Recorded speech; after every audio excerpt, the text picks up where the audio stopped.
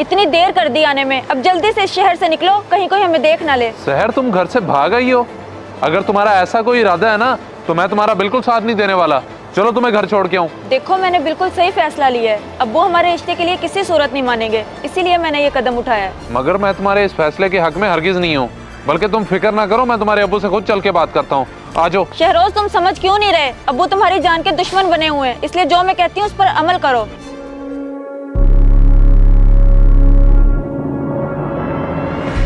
है ये लड़की, ये कहीं अजीज अंकल की बेटी तो नहीं?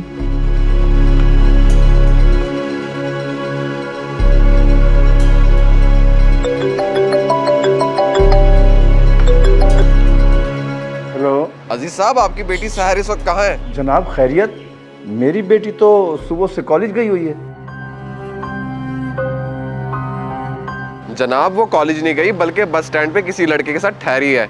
माजरत के साथ मुझे लगता है वो कहीं भागने वाली है। ये आप क्या कह रहे हैं? होश में तो हैं आप? मुझे जो नजर आया मैंने आपको बता दिया, आगे आपकी मर्जी। ओह मेरे खुदाया, अच्छा तुम उन पर नजर रखो, मैं अभी आया।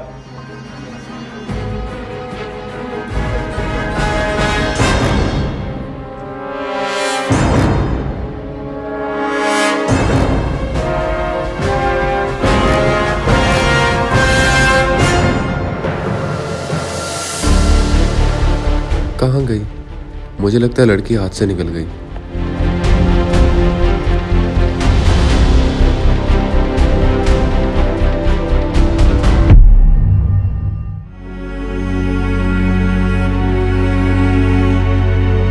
अजीज भाई, अजीज साहब, माजरत के साथ आपकी बच्ची भाग गई है, मैं उस पर नजर नहीं रख सका। ये क्या कह रहे हो तुम? नजर नहीं रख सके? ओह मेरे खुदाया, अब क्या होगा? जब मैं आपसे कॉल पे बात कर रहा था वो उसी दौरान भाग गए। मैंने बहुत ढूंढने की कोशिश की लेकिन वो नहीं मिले। अच्छा बेटा, अब तुम ये किसी को ना बताना, वरना बहुत बदनामी होगी। आप फिक्र ना करें, अल्लाह हमारे साथ है। चलें अब करते हैं कुछ।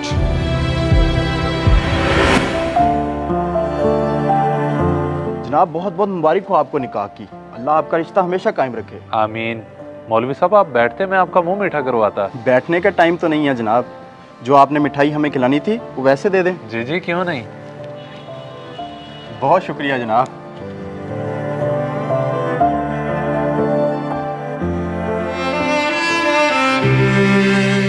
लो सहर, निकाह तो हमारा हो गया, लेकिन मैं सोच सोच के परेशान हूँ कि हमारा गुजारा अब होगा कैसे। आप अल्लाह का शुक्र अदा करें कि हमारा निकाह हो गया, और कैसे गुजारा नहीं होगा। तुम खुद ही देख लो, ये मकान हमने किराए पे लिया है और अभी मौलवी को निकाह की फीस भी दी है। नौकरी मेरी कोई है नहीं, आगे गुजारा कैसे होगा। पैसों की क्यों फिक्र करते हैं आप, और नौकरी भी हो ही जाएगी। फिलहाल जो मैं जेवर लाई हूँ वो बेच के घर का सामान ले आए। कोई जरूरत नहीं है तुम्हारा जेवर बेचने की, इस घर में सब कुछ है तो सही। ये तो उस मालिक मकान की मेहरबानी है कि उसने हमें ये सब दे दिया, लेकिन मैं इस सामान की नहीं, राशन की बात कर रही हूँ। वो तो हमें खुद लाना होगा ना, और जेवर मेरे किसी काम का नहीं। आप बस बेच आए उसे, मैं लाती हूँ।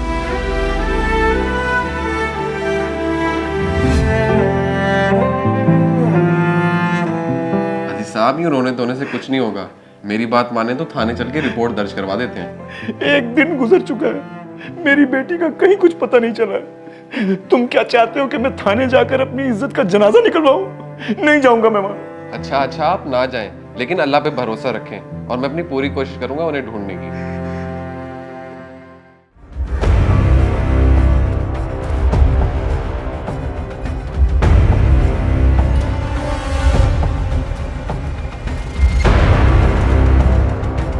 ओए निकाल दे जो भी है तेरे पास। देख रहे हाथ में क्या है मेरे?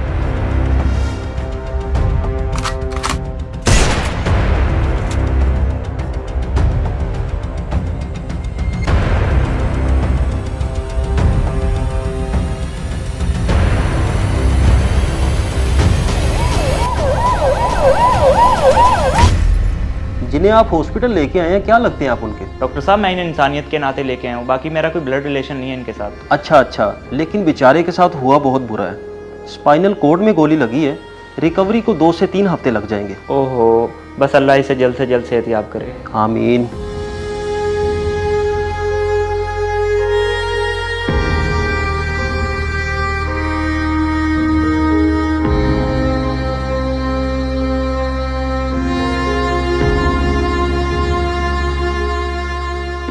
मिलाया हुआ नंबर इस वक्त बंद है, बराए मेहरबानी कुछ देर बाद कोशिश। अब तो नंबर भी बंद है, कुछ गलत ना हो गया हो। या अल्लाह सब खैर हो।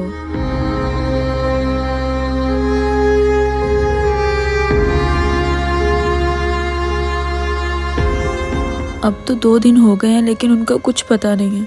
कहीं वो मुझे धोखा तो नहीं दे गए। आखिर अब मैं क्या करूं, किसे जाके बताऊं?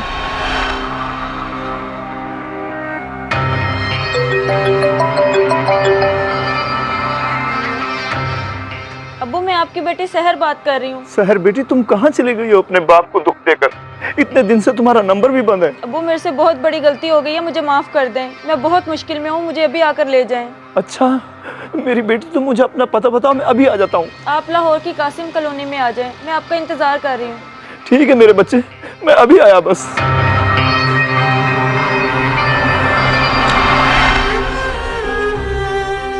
अब्बू मुझे माफ कर दें, मैंने आपकी इजाजत के बगैर इतना बड़ा कदम उठाया जिसकी मुझे ये सजा मिली है। बेटा तुम्हें एहसास हो गया, मेरे लिए इतना ही काफी है। लेकिन मुझे बताओ वो बदबख्त गया कहाँ? अब्बू उसने मुझे धोखा दिया है, मेरा सारा जेवर लेकर चला गया और मुड़ के पूछा भी नहीं। बेटा कोई बात नहीं, शुक्र है तुम तो सही सलामत हो ना। उठो अब अपना सामान लो ताकि हम अपने घर चलें।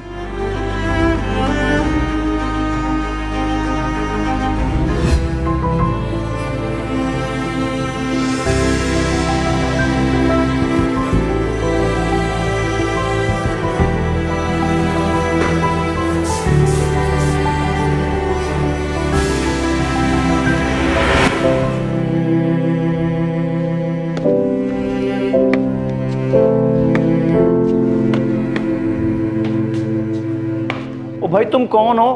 मेरे घर में क्यों घुसे चले आ रहे हो? मैं अपनी बीवी से मिलने आया हूँ। सहर, सहर, कहाँ हो तुम? अच्छा तो वो तुम हो जिसने मेरी इज्जत को मिट्टी में रोल दिया है? नहीं नहीं जनाब, मैंने आपकी इज्जत को मिट्टी में नहीं रोला। मैंने तो शरई तरीके से उससे निकाह किया है। लेकिन ये सब तूने मेरी मर्जी के खिलाफ किया है। अब अगर आ ही गया तो चल मेरी बच्ची को तलाक दे।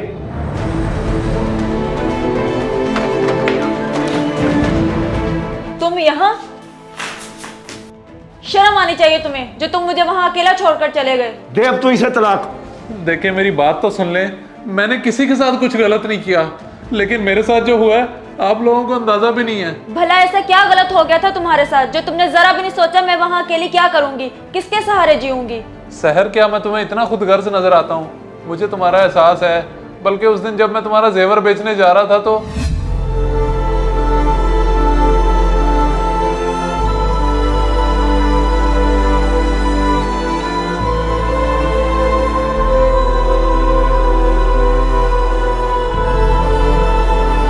फिर मैं अस्पताल बेबस पड़ा रह गया, लेकिन किसी ने मेरा हाल नहीं पूछा।